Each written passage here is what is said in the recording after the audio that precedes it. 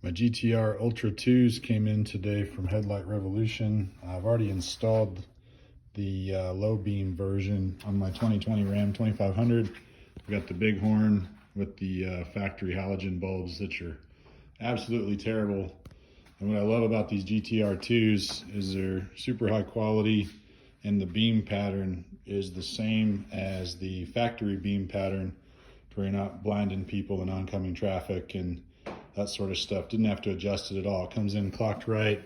Otherwise you can manually adjust it. I don't know if you can see that little bulb in there, maybe not, but for the high beams, actually a lot easier to get to. Well, the low beams were easy too. It's just through a little trap door on the side here, but high beams you can actually get to from right inside here. Not sure if the lighting looks good, but you can kind of see the dust cover cap is just right in here. And you can get to the passenger side. A lot of times it looks like you might have to pull some of this intake stuff out, but not the case because it's actually just right down in there as well. So I'm gonna do that real quick and show you guys what it looks like. So I wanted to show you this GTR2 bulb. Pretty neat, has a nice big heat sink on it.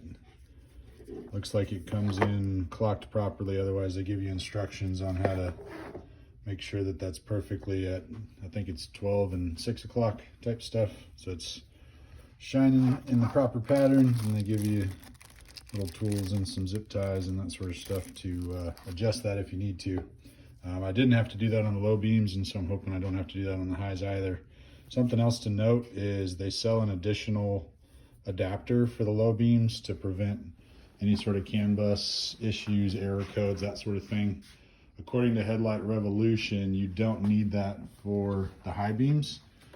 So we'll see what's going on with that. But I wanted to show you right down in there is the dust cover that you pull off on both sides to get to the bulb. So see if we can't do that real quick.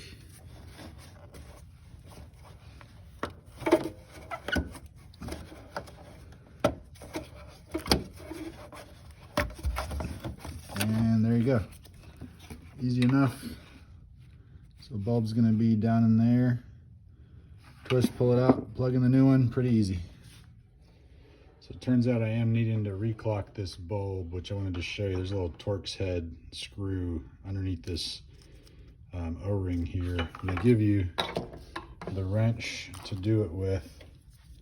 So if you see the factory one, it actually ends up sitting in there about like that, to where you need to take it and clock it about to, I don't know, would that be 2 o'clock, something like that, for it to be sitting at 12 and 6 whenever you actually have it in the position. So it'll be sitting in there like this if you don't do anything with it. So we need to take that and turn it clockwise to about where it would be at 2 o'clock, looking at it like this. I'll show you what I'm doing here. So I ended up just sliding this little O-ring off, and luckily they give you extras, these little screws, because mine fell and I have no idea where it's at. So it's kind of neat because you can actually move this little collar around until there's another hole that lines up, and that's going to be the right position where I need it. So I'm just moving it over there. I'm going to drop that screw back in. That should get us what we need to be at 12 and 6 sitting in there versus it being like that. Because with the reflectors, if it's cockeyed, it's not going to have the right beam pattern for your high beams. So I went ahead and did a test fit. You can see the bulb in there, how it's sitting at the 12 and 6 position now, which is where you want it. I'll go ahead and hook everything up now. All right, so you can see I got everything tucked in there, the back of the heat sink. Nothing's touching that. Those do get hot. Like, obviously the sink will help dissipate some of that, but you don't want any of your wires touching the bulb itself.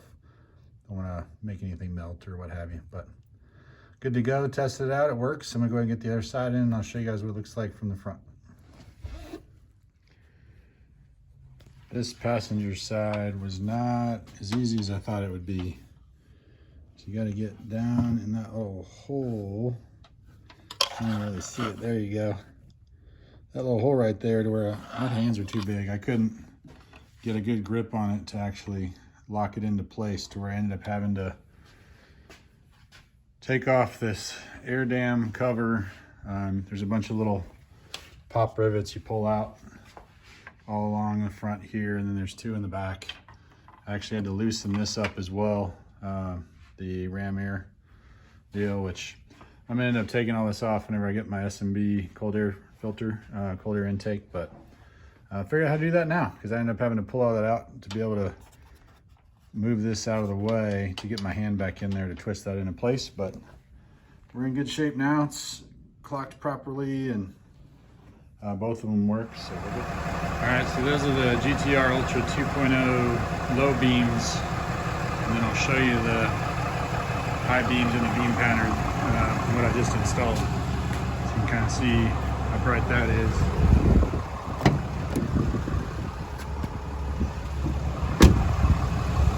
Oh yeah, that's awesome. Looks pretty sweet, nice and bright. And honestly, I think I like these headlights with the LED more so than like the Laramie with the daylight or daytime running lights and stuff. I like this headlight configuration more. I think it's a lot brighter light too, so looks good. So if you've got a 5th gen Ram 2500 with the Bighorn or Tradesman package and looking to upgrade your lighting, or even thinking about buying, you know, the kind with like the daytime running lights, that sort of thing, I'd recommend just getting these GTR Ultra 2s from Headlight Revolution, and you will be super happy. Thanks.